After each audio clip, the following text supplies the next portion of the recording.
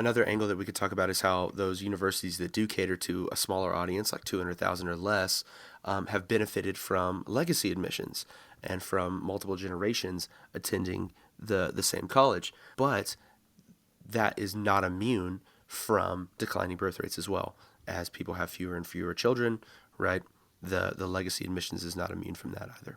Yeah, generational impact is not something that we talk about a lot in these statistics, so I think that's an important one to note.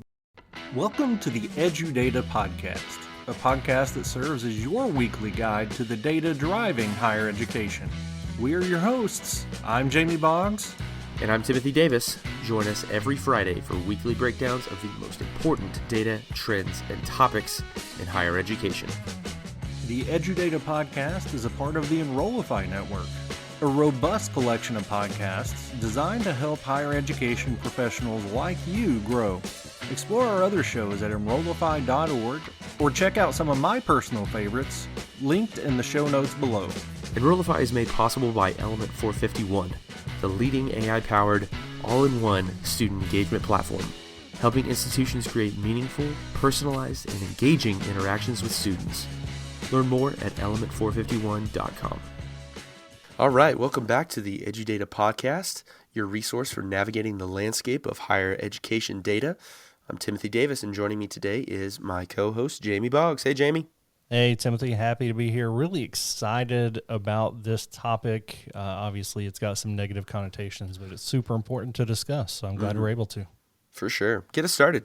Yeah, so last week we discussed the data that suggests that college applications are on the rise.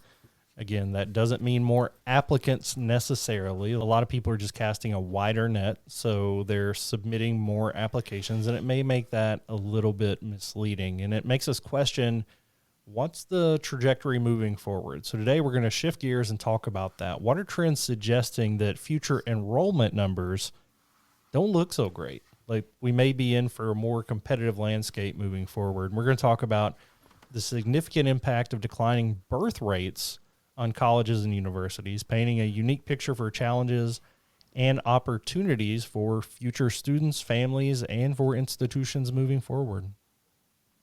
Yeah, well, there's this little-known prediction that I don't think anybody's actually heard of called the enrollment cliff. What? Yeah. So if this is the first time you're hearing about it, let me tell you a little bit. But basically, this concept and this prediction originates from economist Nathan Groff from Carleton College. And they predicted a considerable drop in the college-going population of about 15% between 2025 and 2029, with a continued decline thereafter. And this decline they linked to the reduced fertility during the economic uncertainty of 2008, the Great Recession.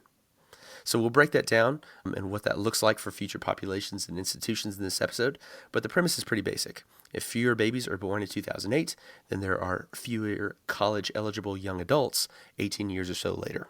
Right. And those lower birth rates, you would think there was the recession, and then, I don't know, things always kind of come back to normal. Thankfully, they have, at least historically. So you would think that everything's going to even back out, but they continue to decrease, marking over a decade of decreased fertility in the United States. So this isn't something that's just going to be a 1 or 2 year issue. This is something that is going to shape the enrollment process for a decade down the line after we hit that initial year of the cliff. So how will the fact that we were stuck at home for a year in the pandemic play into those birth rates? I would have to think that that's going to be an increase in 2020, but I could be wrong. We'll have to wait and see. I don't know the birth rates on those years, but maybe that'll be a rebound year. But first, we need to talk about what the cliff means for all of us. Right. And so, Gross forecasts indicate that while the demand for maybe elite or rejective institutions is expected to remain relatively stable, regional four-year colleges may face a decline of over 11% in their student populations. Yeah, which is fascinating that some schools will be affected very differently. And how do you, let's say you are a school, you are an elite institution, but you're in a bigger city. There's data to suggest there's a geographic significance in this role. So the Northeast, around the New York City area, there's all kinds of big cities in New England. it's going to be hit the hardest.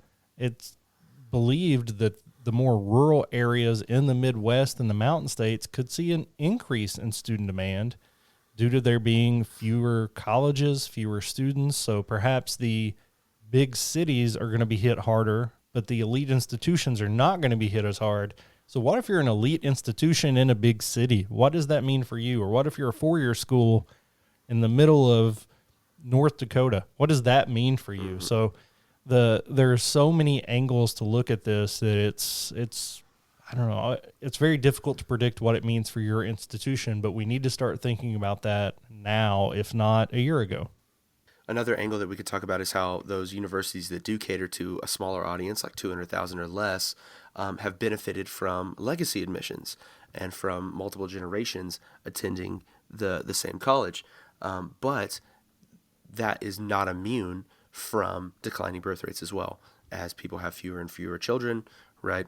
The legacy admissions is not immune from that either. Yeah, generational impact is not something that we talk about a lot in these statistics, so I think that's an important one to note. Graw also highlights the growing and changing cultural population impacts in the United States. There's a growing Asian American population in the United States, which could help to contribute to that increased demand for elite higher education. However, based on trends, it's unlikely to give any help to the less selective or the more accepting institutions out there. So it's not really going to help the four-year state schools as much as it's going to help the Ivy League. And the dynamics of our population in America continue to change. But thanks to the Supreme Court, we're also not considering that an admission. But there are fewer babies. Yeah, just so many factors going into this that we all need to be aware of all of it. And it'll be interesting to see how other racial and ethnic groups that are also immigrating to the United States will behave in their college selection as well. Absolutely. Hey there, it's Jamie and Timothy from the EduData Podcast, and we want to personally invite you to the Engage Summit this summer in Raleigh, North Carolina.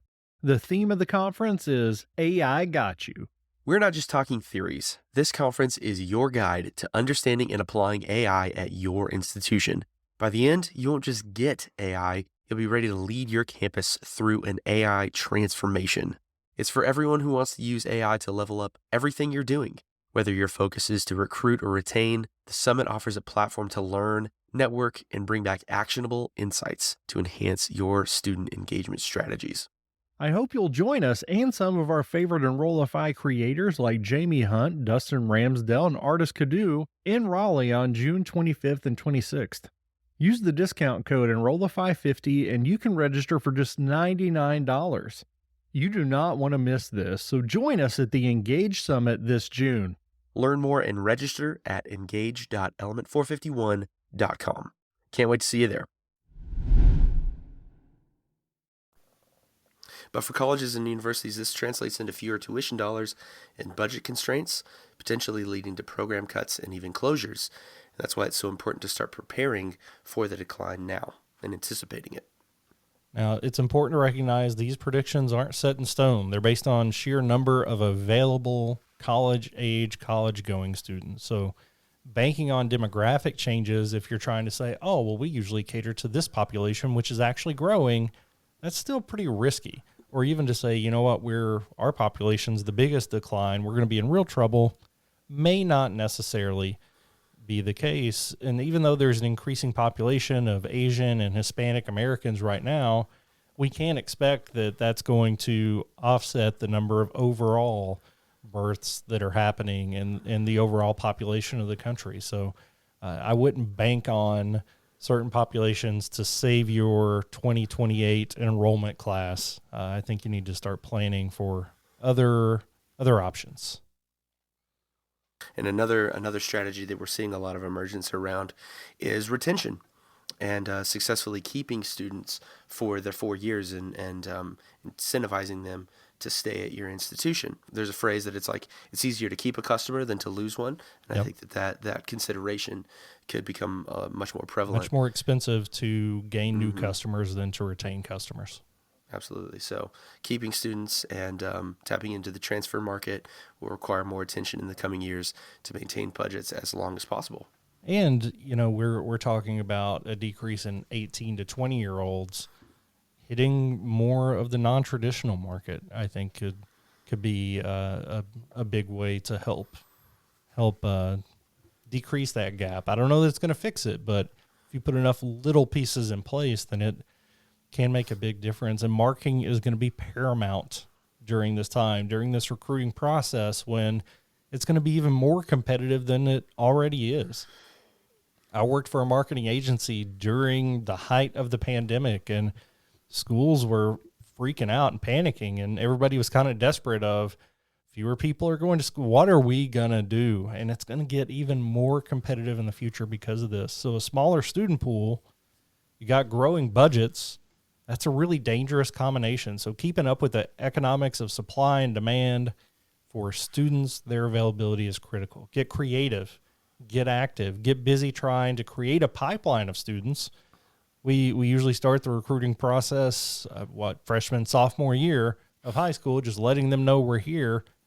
Create a pipeline from certain school systems, from certain areas of which you recruit, that's going to help mitigate some of this impact of the declining birth rates. Mm-hmm. Finding other markets too. I mean, you kind of touched on that, but we saw a big movement towards that, and during the pandemic, and as we were all online, we saw a lot of people returning to school, continuing school, perpetual learners, right? So there's a lot of interest in ways that we can provide education offerings that are outside the traditional 4-year, 2-year model, and provide education and resources to people long after they've gone through perhaps their bachelor program. And I think also the method of delivery. I know we went to a lot of online education, more so than normal during the pandemic, but a lot of schools have gone back to, we're not going to do that hardly at all. May need to open that back up a little bit. Cast your net a little wider globally. Maybe you're going to recruit more international students. We talk about this being impacted by the U.S. economy going in the tank in 2008. Is there a particular demographic internationally that could help you mitigate this? Are there going to be non-traditional students? Are there going to be dual enrollment opportunities for high school students? We've got to find ways to mitigate this, and now is the time to plan for that. And I know a lot of schools already are. You've been told about this, Cliff, for a long time.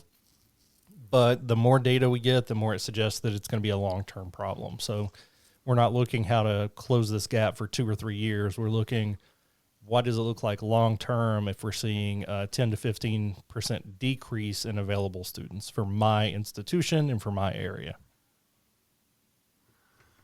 All right, well, that's going to do it for today's episode. We know that this is a topic that a lot of people have thoughts and opinions on, and we'd love to hear yours in the comments of wherever you find this episode.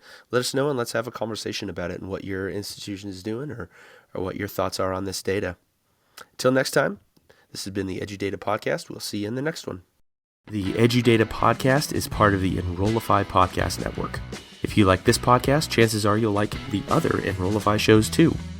Our podcast network is growing by the month. We've got a plethora of marketing, enrollment, and higher ed technology shows that are jam-packed with stories, ideas, and frameworks, all designed to empower you to be a better higher ed professional.